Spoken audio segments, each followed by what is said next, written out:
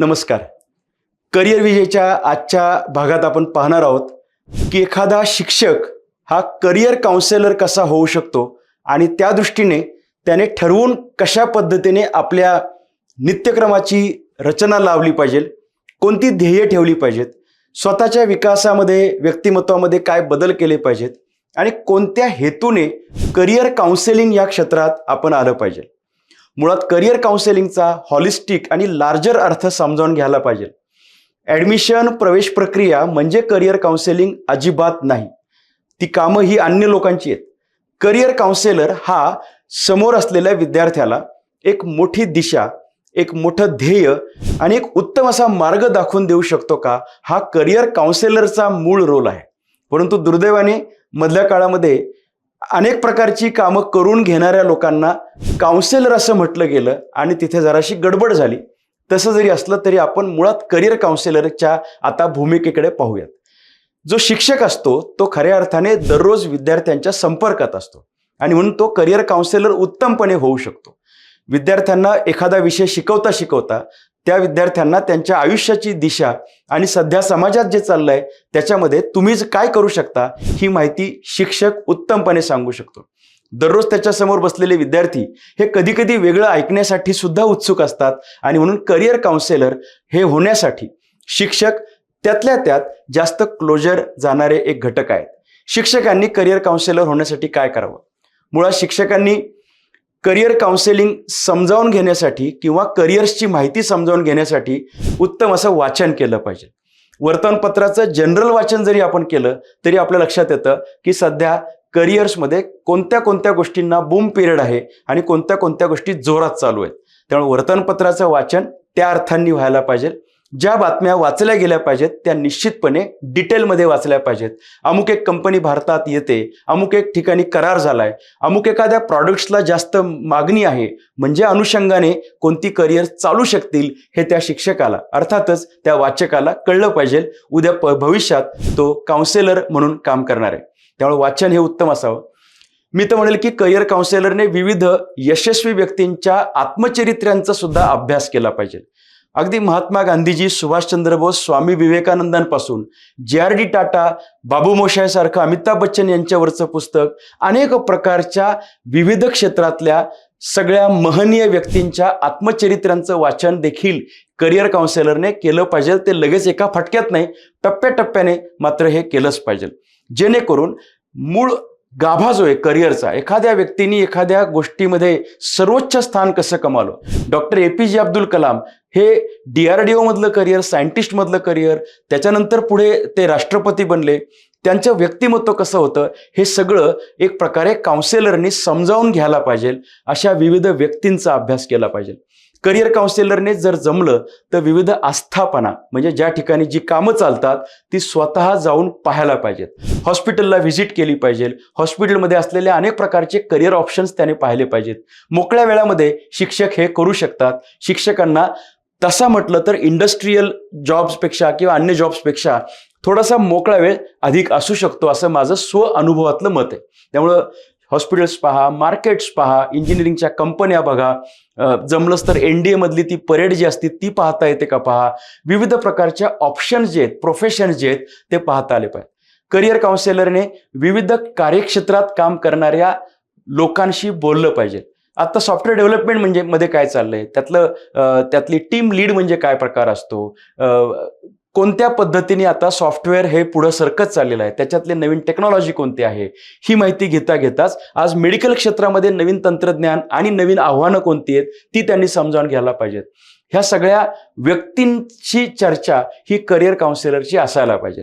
Career counselling म्हणजे गुगलवरची माहिती काढून लोकांना सांगणं ही नाही, कारण गुगल आपण जसं वाचतो तशी 10वीतली मुलं सुद्धा वाचतात.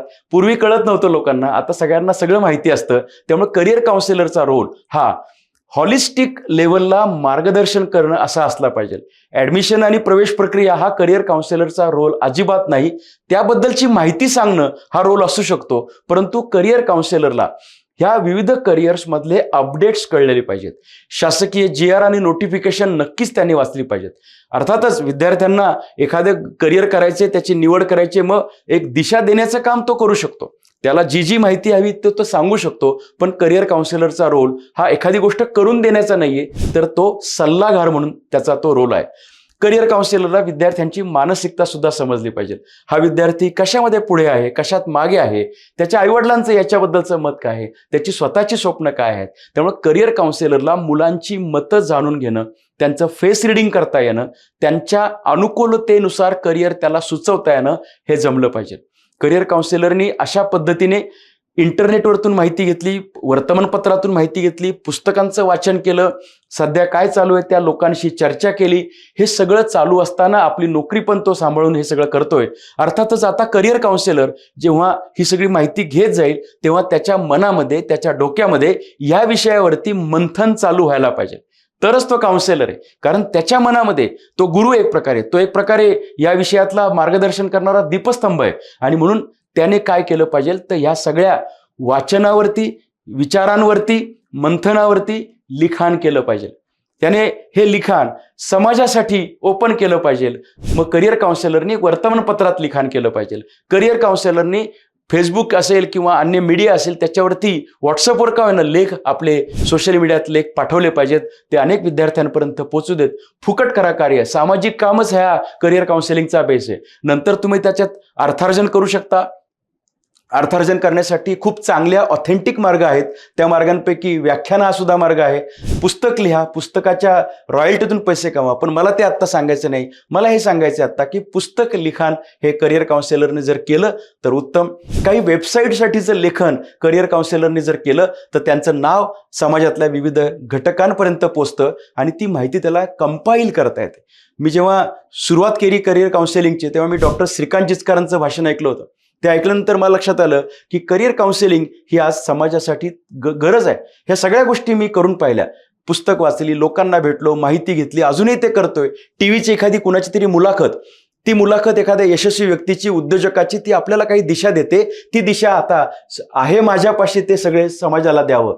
जे जे आहे ते मी सगळं वाटत जाईन, ही भूमिका ठेवणं गरजेचं आहे. त्यामुळे मी अगदी कमी वयामध्ये असताना माझं पहिलं पुस्तक आलं. त्याच्यानंतर अगदी फारच कमी वयामध्ये, ज्यावेळेस आपण ज्येष्ठ बनतच नसतो त्यावेळेसच टीव्हीवरती, दूरदर्शन असेल, त्यावेळेसचा झी टीव्ही असेल, आकाशवाणी पुणे केंद्र असेल, यांनी मला करिअर मार्गदर्शनासाठी बोलवलं. याचं एकच कारण आहे, ते म्हणजे आपण देत जर गेलो, वस्ती भाग असेल, ग्रामीण भाग असेल, खेड्यांमध्ये जर आपण विनामूल्य भाषणं करत गेलो, पार डोंगरापलीकडचं गाव आहे, एसटी जात नाही, तिथे जाऊन तुम्ही भाषण करून आलात, हा आनंद सगळा मी घेतलेला आहे.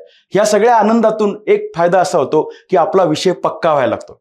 हा विषय पक्का झाला की तो समाजाला कळतो. लोक एकमेकांना सांगतात की यांच्याकडे जा तुम्ही, हे तुम्हाला योग्य सल्ला देतील. हा सल्ला असा देतील की त्या मुलासाठी उपयुक्त असेल. म्हणजे एखाद्या व्यक्ती जेव्हा आपल्याकडे सल्ला मागण्यासाठी येतो तेव्हा आपण अन्य कोणता विचार करायचा नसतो, फक्त त्याला त्याचं भलं चिंततायचं असतं. म्हणजे एखाद्या वेळेस आपण हे पण करायला पाहिजे की तुला काउन्सिलिंगची गरज नाही, तू जो निर्णय घेतला तो बरोबर आहे, हे पण आपण सांगू शकलो पाहिजे. विनामूल्य टेलिफोनवरतून काउन्सिलिंग तर माझा वाटतं कदाचित विक्रमच झाला असेल. कारण दिवसामध्ये कित्येक फोन, कुणाचेही फोन येत आहेत आणि कोणतीही माहिती विचारते, मी मात्र आपलं तयार भाषण सांगायला फोनवरतूनच. याचा फायदा असा होतो की आपल्याला त्या कार्यक्षेत्रामध्ये पक्की माहिती तयार होते, आपण ती सांगण्याची एक प्रकारची एक शैली तयार होते आणि आपले विषय पक्के व्हायला लागतात. यासाठी आलेल्या फोनवरतून उत्तर द्यायला पाहिजे, लोकांना मार्गदर्शन केलं पाहिजे. जिथे जाताल तिथं गायडन्स करा. लगेच प्रत्येक गोष्ट प्रोफेशनमध्ये मोजायला नाही पाहिजे. जर तुम्हाला लॉंग टर्म करिअर काउन्सिलर व्हायचं असेल, तुमच्या माध्यमातून तयार होणारी मुलं ही देशविदेशामध्ये यशस्वी व्हायला पाहिजेत असं वाटत असेल, आत्महत्या करणारा मुलगा एक मोठा उद्योजक व्हायला पाहिजे असं वाटत असेल, तर तुम्ही सेवाभाव ठेवून करिअर काउन्सिलिंगमध्ये या. याचा सगळा आनंद मी घेऊ शकलोय. देवकृपेने ह्या सगळ्या गोष्टी जमू शकल्यात. पुस्तकं लिखाण असेल, पेपरमधले लेख असतील, टीव्हीचे प्रोग्राम्स असतील, रेडिओवरच्या मुलाखती असतील, व्याख्यानांची तर गणतीच नाही. तुम्ही व्याख्यान करायला सुरुवात करा. करिअर काउन्सिलर म्हणून तुम्हाला अनेक ठिकाणी निमंत्रण येतील. मी अजूनही तुम्हाला सगळ्यांना आव्हान करतो की करिअर मार्गदर्शक आज ऑथेंटिक करिअर मार्गदर्शक मिळत नाहीत. कुठल्या तरी निमित्ताने कोणीतरी उभा केला असा करिअर मार्गदर्शक नसतो. करिअर मार्गदर्शक हा हार्डकोर पाहिजे. तो जगला पाहिजे. करिअर मार्गदर्शन हे तो अनुभवलं पाहिजे. त्याने स्वतःवर प्रयोग केले पाहिजेत. मी वयाच्या 45व्या वर्षी स्वतःवर प्रयोग केला की आपण गाणं म्हणू शकतो का, आणि मला हे दाखवून द्यायचं होतं की आपण एका विशिष्ट टप्प्यानंतर देखील काही शिकू शकतो का. जेव्हा मला लक्षात आलं की यातल्या काही गोष्टी शक्य असतात, तेव्हा मला वयवर्ष 20 वर्षाच्या मुलाला हे सांगता येतं की तू ह्या गोष्टी नव्याने शिक. करिअर काउन्सिलरने या सगळ्या गोष्टी आनंदाने जर केल्या तर यासारखं अन्य क्षेत्र नाही. त्यामुळं त्याने लिहावं, त्याने काउन्सिलिंग करावं, त्याने निश्चितपणे समुपदेशन देखील करावं. हल्ली विद्यार्थी, त्याचे पालक तुमच्याकडनं काही रिपोर्ट्स मागतील की आम्हाला अमुक एक मोठा रिपोर्ट द्या. खरं तर त्याची गरज असते का नाही मला माहीत नाही, परंतु तो सायंटिफिक वे जर त्यांना पाहिजे असेल तर सायकोमेट्रिक टेस्ट असेल, DMIT टेस्ट असेल. मी तर जी नेहमीची पद्धत वापरतो ती म्हणजे ट्रॅडिशनल डायलॉग बेस्ड पद्धत, ती देखील आपण वापरावी आणि समोर आलेल्या व्यक्तीचं काउन्सिलिंग. आता इथं झालं 1 to 1 काउन्सिलिंग, भाषणामध्ये झालं अनेक लोकांच्या पुढचं काउन्सिलिंग, ऑनलाईन काउन्सिलिंगच्या मार्फत सुद्धा अगदी कमी किमतीमध्ये तुम्ही उपलब्ध व्हा. त्याचं कारण अनेक विद्यार्थी, लाखो विद्यार्थी मार्गदर्शनाची अपेक्षा ठेवतात. करिअर काउन्सिलिंग हे 8वी 9वी 10वी पुरतं मर्यादित नाहीये, ते आधीपासून चालू होतं. लहान मुलांच्या स्वविकसनाची सुरुवात आधीपासून चालू होते. मला असं वाटतं की करिअर काउन्सिलरनी तिथपर्यंत जाऊन एक प्रकारे या विद्यार्थ्यांचं देखील एक प्रबोधन, त्यांच्या आईवडिलांचं प्रबोधन केलं पाहिजे की मुलं कशी घडली पाहिजेत. इथे करिअर काउन्सिलर बोलला पाहिजे. आता आम्ही नव्याने या विषयावरती लहान बालकांपासून या सगळ्या गोष्टी पालकांना सांगून या गोष्टी करतोय. याच्यात प्रचंड आनंद मिळतोय, कारण ती मुलं लेजेंडरी करिअरसाठी कदाचित जाऊ शकतात. करिअरचं दुसरं एक शेवटचं टोक आहे ते म्हणजे रिटायरमेंट नंतरचं करिअर. इथे देखील काम करता येतं. मिड करिअर क्रायसिस हा सुद्धा एक महत्वाचा मुद्दा आहे. त्यामुळे नुसतं 10वी 12वीचे करिअर कोर्सेस नाहीत, त्यामधलं सुद्धा ऑप्शन येतो. नोकरी सोडताना, प्रमोशन घेताना, उद्योजकतेकडे जाताना, जॉब बदलताना, या सगळ्या ठिकाणी त्यांना काउन्सिलरची गरज पडते. मला असं वाटतंय की सगळ्या गोष्टी सगळ्यांना जमतील असं नाही, परंतु जर शक्य झालं तर आपण हे देखील शिकून घ्यावं. आपल्या आजूबाजूच्या लोकांशी बोला, मित्रमंडळींशी बोला, समाजात फिरा, माहिती जाणून घ्या. कदाचित जर तुमच्याकडे माहिती कमी असेल तर तुमच्यासोबत एक जण असा बसवा की त्याला त्यातली माहिती आहे, आणि काही का होईना त्या निमित्ताने खरोखरचा सल्ला आपण करिअर काउन्सिलर म्हणून जर दिला तर तो समाजाला पाहिजे. त्यामुळे करिअर काउन्सिलिंग आता व्यापकपणे आज मी तुमच्या समोर करिअर विजयच्या माध्यमातून बोलतोय. YouTube चॅनेल तुम्ही देखील चालू करा. विद्यार्थ्यांना माहिती सांगा, विद्यार्थ्यांच्या पालकांना माहिती सांगा, त्यांच्या सवयींमध्ये बदल करता येईल का ते पहा. करिअर गायडन्स हा एक प्रकारे आतून बाहेर येणारी एक प्रक्रिया आहे. याच्यामध्ये विद्यार्थ्याला लक्षात आलं की याचे निगेटिव्ह पॉईंट्स आहेत तर त्याचे पॉझिटिव्ह पॉईंट्स आपल्याला अधिक स्ट्रॉंगर बनवावे लागतील. त्याच्या सवयी, त्याचे स्वभाव, याचं रिलेशन काय आहे. मी तर म्हणेल की करिअर काउन्सिलरने रिसर्च देखील केला पाहिजे, संशोधन सुद्धा केलं पाहिजे.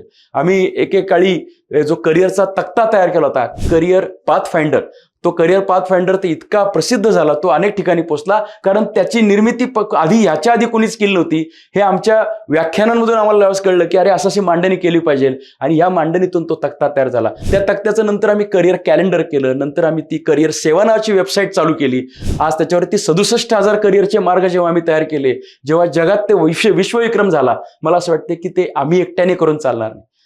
ऐकणाऱ्या सगळ्या लोकांमध्ये जर त्यांच्यामध्ये जर कोणी पालक असतील, मी शिक्षकांबद्दल खास करून हा विषय मांडतोय, शिक्षकांनी, प्राथमिक शिक्षक, माध्यमिक शिक्षक, कॉलेजचे शिक्षक, करिअर काउन्सिलर बनण्याच्या प्रक्रियेकडे तुम्ही सहभागी व्हा. तुम्हाला दररोज विद्यार्थी समोर मिळतात, बोलण्याची सवय, वाचनाची सवय, कारण तुम्ही लायब्ररीत जाऊ शकता. अन्य प्रोफेशनल्सला ह्या गोष्टी कदाचित जमणार नाहीत. आता तुम्हाला कॉम्प्युटर देखील नीट वापरता येतोय, म्हणजे याचा अर्थ तुम्ही नेट सॅव्ही पण झालाय. आता दुसरी माहिती वाचत बसण्यापेक्षा आपल्याच विद्यार्थ्यांच्या भवितव्यासाठीची माहिती वाचा. म्हणून मी शिक्षकांना सांगतोय की शिक्षकांना हे सोपं आहे. शिक्षक हा मातृत्वाने त्यांच्या विद्यार्थ्यांशी संवाद साधू शकतो, तो संवाद काउन्सिलरला साधण्याची गरज आहे. म्हणजे लेखन, त्याचबरोबर समुपदेशन, त्याचबरोबर वाचन, त्याचबरोबर भाषण, अशा अनेक अंगांनी शिक्षकाने करिअर काउन्सिलर व्हायला पाहिजे, हे मला या ठिकाणी सांगतंय. आज अशी परिस्थिती आहे की शिक्षण क्षेत्रामध्ये काम करणाऱ्या व्यक्तींना या पद्धतीच्या ॲडिशनल करिअर्समध्ये जर जाता आलं तर ह्या शिक्षकाचं देखील ते भन्नाट करिअर होऊ शकतं.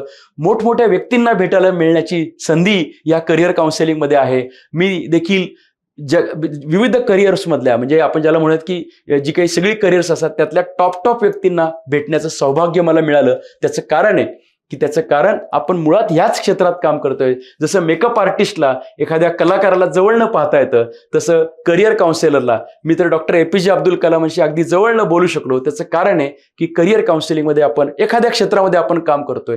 शिक्षकांना करिअर काउन्सिलर बनणं हे अधिक सोपं आहे. ती अधिक माहिती जर आपल्याला जाणून घ्यायची असेल तर प्रश्न विचारू शकता तुम्ही कॉमेंट बॉक्समध्ये. मी निश्चितपणे या सगळ्यांची उत्तर देईल. करिअर काउन्सिलिंगमध्ये 1, 2, 4 लोक असून चालणार नाहीत.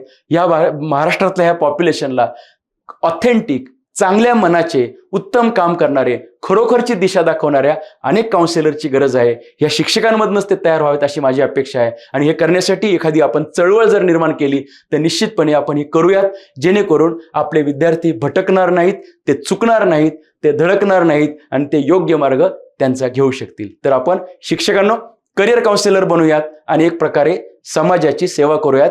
यातलं आपलं उत्तम करिअर होईल.